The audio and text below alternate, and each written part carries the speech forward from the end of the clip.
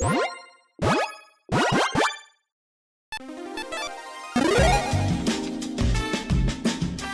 and welcome to the Commander's Quarters. I'm your host, Mitch. Glad to have you here. Here at the Commander's Quarters, we're all about Commander on a budget.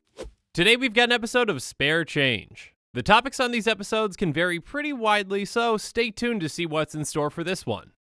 This show and episodes like this one are possible thanks to viewers like you. If you're looking for an easy way to help support this show, make sure that you like, share, and subscribe. Also, hit that bell notification icon so you don't miss any new episodes. And while you're at it, subscribe and review our podcast as well. You can also go check out our playmats and other merchandise at thecommandersquarters.com. Another easy way to support this show is with our TCG player affiliate links. So whether you're buying a deck or individual cards, you can use this general link right here or one in the description. And the final way that you can support this show is by supporting us directly by becoming a patron. There are many benefits to being a patron, and I truly couldn't do this without all of their support. Hey everyone, Mitch coming in from the Commander's Quarters studio. Welcome to the show. So today's going to be another episode on color pie breaking. On a recent episode, I talked about blue cards that break the color pie, so if you haven't seen that one yet, go ahead and check that one out. Well, or maybe wait until this one's over, but go check it out anyways.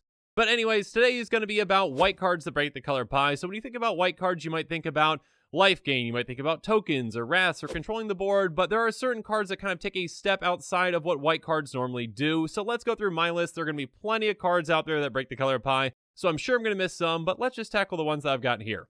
So Armistice is an enchantment that costs 2 and a white, and it has pay 3 white, you draw a card, and target opponent gains 3 life. So making an opponent gain 3 life is definitely something that white can do, but drawing cards really isn't something that's supposed to be part of white's color identity. And that actually is a reason in Commander as to why white, one of the reasons in Commander as to why white is kind of considered by many to be the weakest color. It doesn't have ways to draw cards, and it doesn't ramp.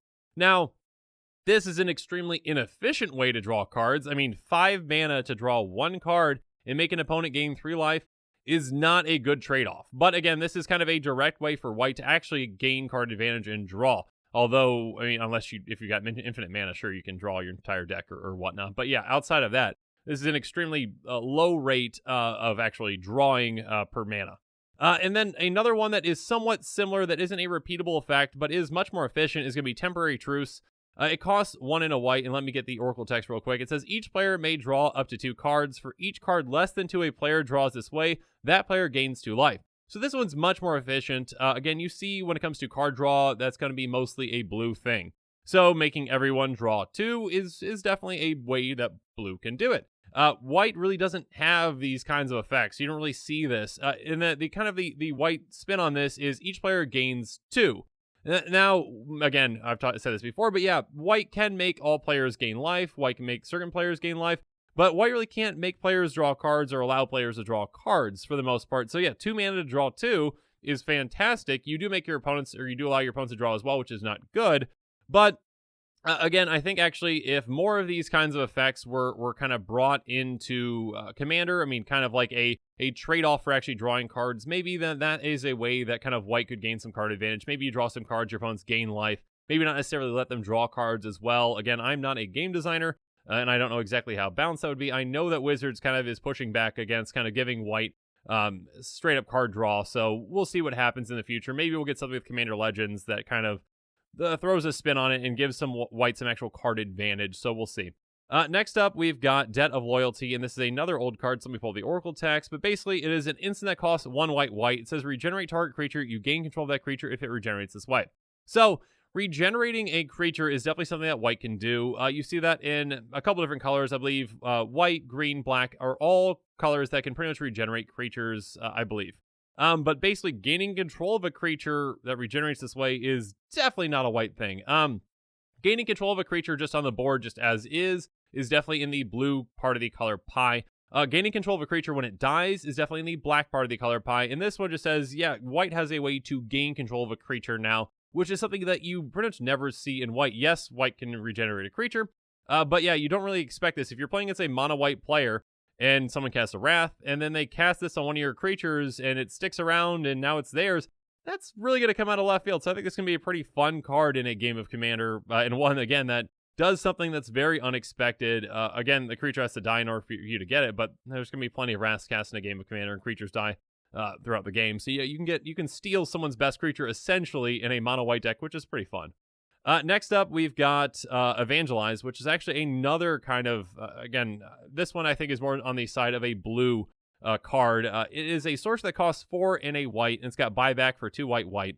It says gain control of target creature of an opponent's choice that he or she controls.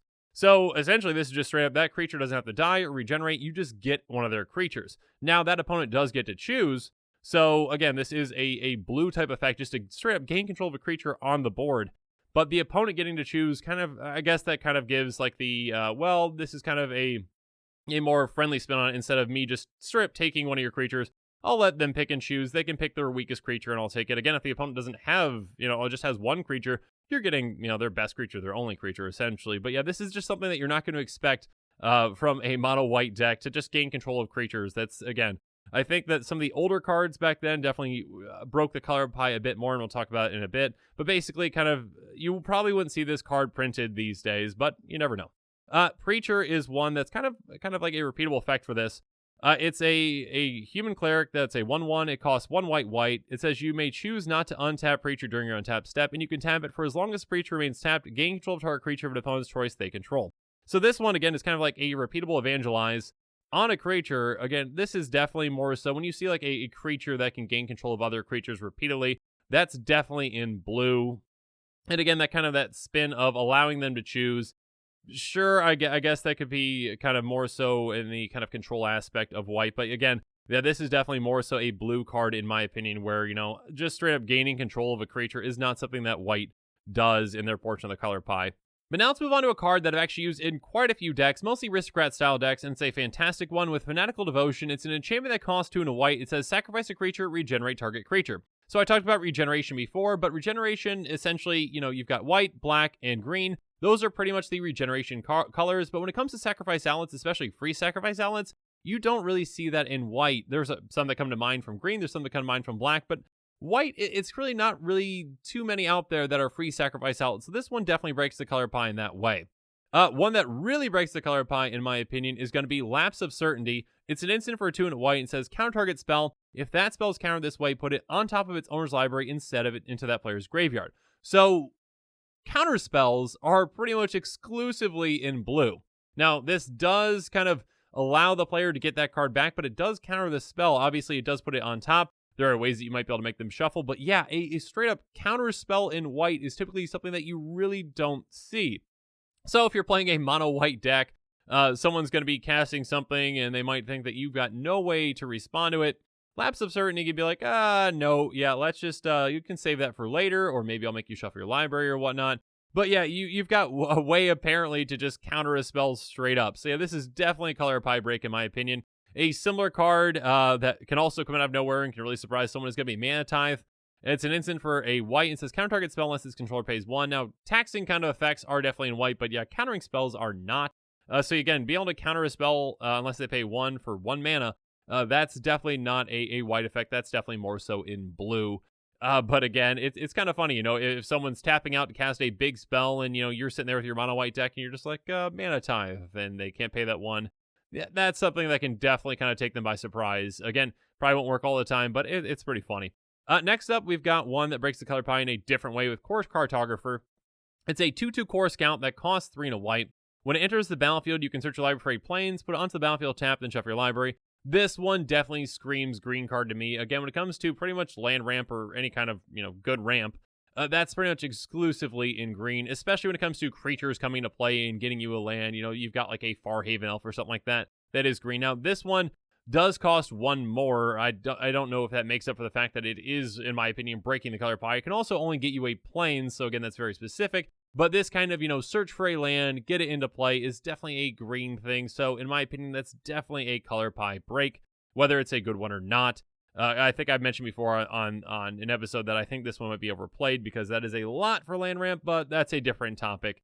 But now let's move on to the final card for today. And this one kind of half breaks the color pie, but also half doesn't. You'll see in a second. Anyways, it's Suture Priest. It's a 1/1 cleric that costs 1 and a white. It says whenever other creature enters the battlefield under your control, you may gain 1 life. Whenever a creature enters the battlefield under an opponent's control, you may have that player lose 1 life. So that first half is definitely something you've seen on white creatures before. Like a Soul Sisters deck essentially is just all about that. They've got tons of creatures that do that kind of thing. So gaining life when creatures come into play is definitely something that's in white's wheelhouse. Now, when it comes to creatures coming to play and opponents losing life, or, making players lose life for playing creatures, that's something more so that you see on a black card. So this one kind of, again, half doesn't break the color pie, but also half does. It punishes your opponents and it also helps you out. So it does kind of both things. But again, in my opinion, it's a color pie break. And again, there are a ton of different color pie breaks that I did not bring up today. There's a lot of other white cards that break the color pie in one way or another. So I'd love to hear from you, though. So comment below and let me know what your thoughts on these cards are. And let me know some other cards that I didn't bring up that are white cards that break the color pie. And, what are your favorites? So, yeah, let me know in the comments below. And as always, thanks again and have a good one. And make sure you're following us on social media for more updates and sneak peeks on future episodes.